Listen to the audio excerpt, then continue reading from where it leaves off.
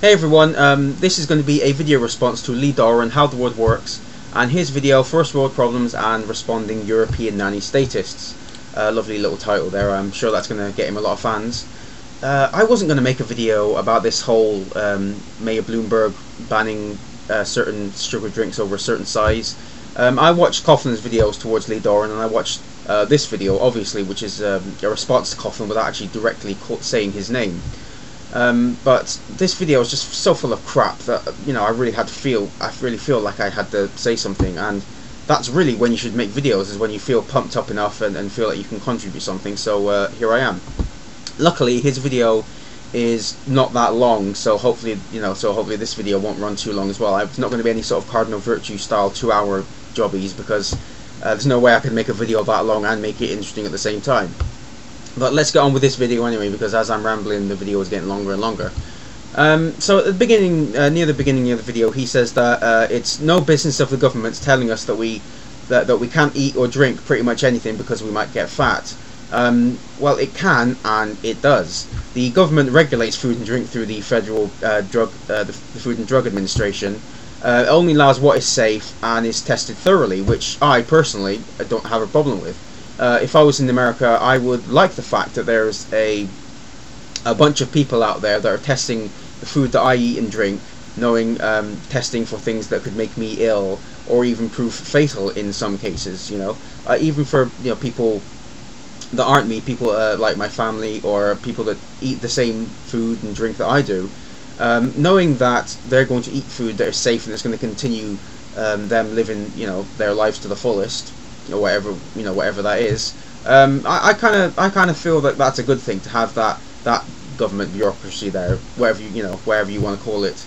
I don't know why you would make such a statement, Lee, but I mean, you could be talking about the government that you wish you had, but within the confines of the video where you were talking about a real life event, it makes you sound like you don't live in the real world. You then talk about a flood of comments that you had recently from people in Europe about this being a first world problem, that you should concern yourself with bigger problems and you should grow up. And then you say that if we think this is normal, then our judgment has been clouded, that we can't even see what's taking place in reality. Now, how did you get from people telling you this is a small problem to Europeans accepting this as normal? How do you make that jump? They were just explaining to you that in the grand scheme of things, someone banning very large sugary drinks — I would consider anything over 16 ounce to be very large — is not a big problem. And this is coming from somebody who drinks a lot of soda, so they were explaining to you that someone banning these types of large sugary drinks is not a big problem, and that perhaps you should devote more of your time to bigger problems that affect more people in a more substantial way. How does that equate to being completely okay with this law, with this ban? Did you not think that people may disagree with this law but pay it little attention because of other problems that may have a larger effect, a larger impact on people in general? Spoiler alert, no you didn't. Then you say that the default position is freedom.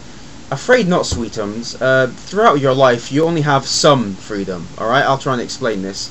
The second you're born, you are immediately subject to all the laws, rules and regulations of the land, and can be punished if you break any of these laws. So the default position for people is whatever lands are in place at the particular time that they're born in. You then say that it's not that you're asking for government for permission on how to run your life. Again, you're wrong. There are plenty of times where you have to ask the government on how to run your life. If you want to open a business, for example, if you want a car, you need a driving license. If you want to build a house, you need to ask the government for planning permission.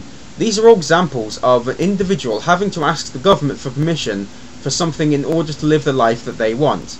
And it's people on the left that are so clouded they can't see reality. The next thing I want to talk about is where you say, ask why the biggest concern to Mayor Bloomberg is sugary drinks and not worrying about the murder rate or stopping violent crime.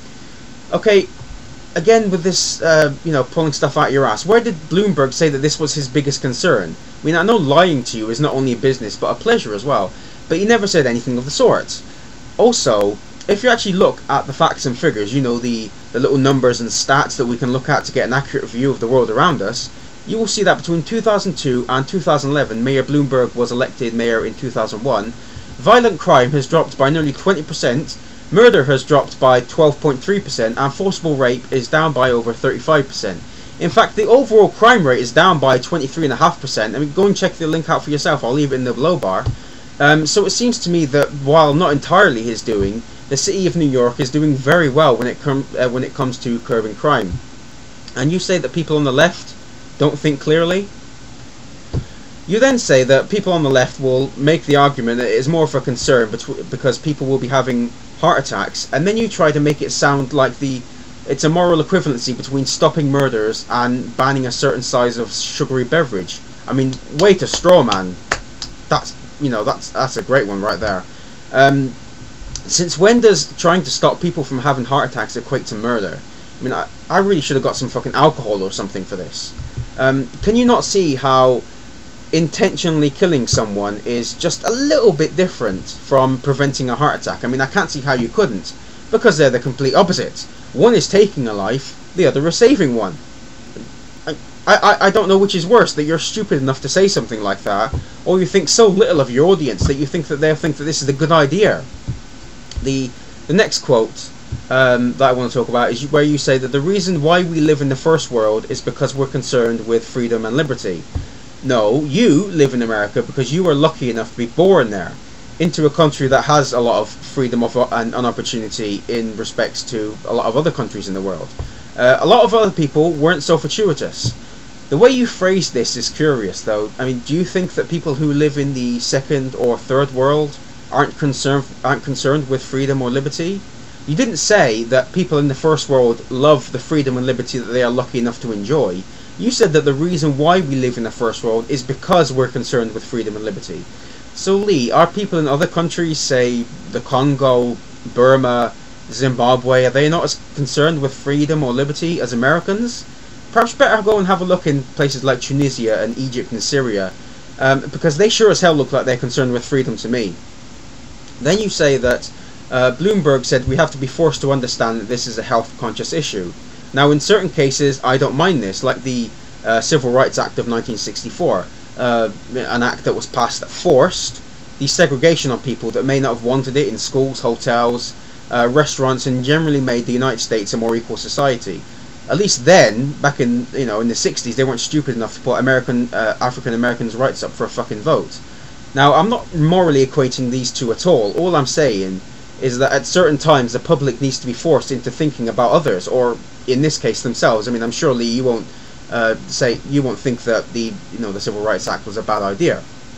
And if by doing these sorts of things they can make people take a look at themselves, realise that their obesity can affect themselves and not just them, and their family as well, in a very negative way, then perhaps it will give them the motivation to do something about it.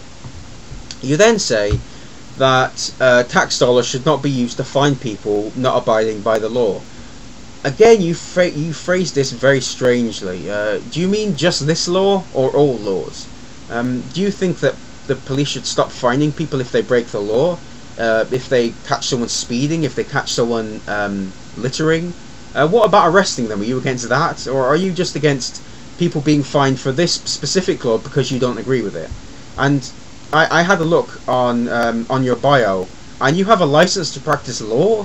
I mean, you would think that you would have learned how to properly articulate what you want to say in a very concise and a very direct manner, but you're all over the place. I've been on YouTube a long time. Even before I started making videos, I was watching videos, and I remember when How the World Works had less than 10,000 subs, and now he's got over 40,000 or something. I don't know. I guess I just thought that by now the arguments would have gotten better, but they just haven't.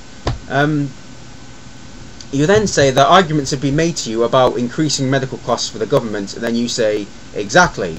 Once you allow for government healthcare, then they can pretty much basically tell you what you can eat, what you can't, and to force you to exercise to keep yourself healthy and fit.